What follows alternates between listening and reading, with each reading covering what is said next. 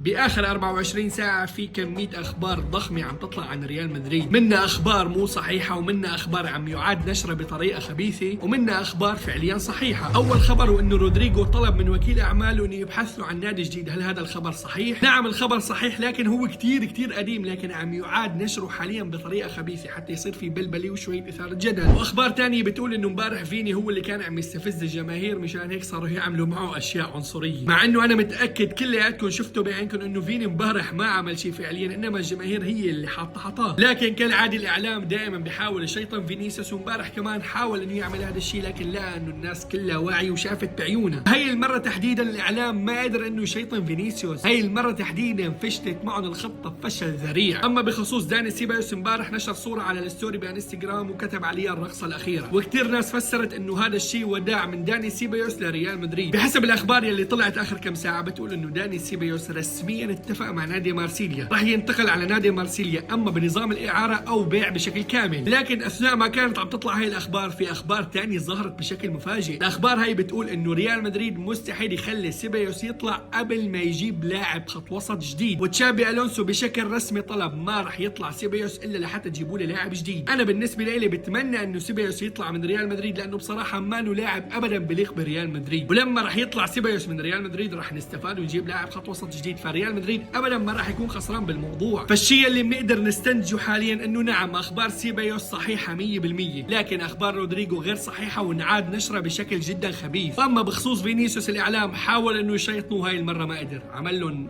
هيك بس بطريقه ثانيه. وبالنهايه اوعى تنسى اللايك والفولو يا كبير، وهلا مدريد ولاك.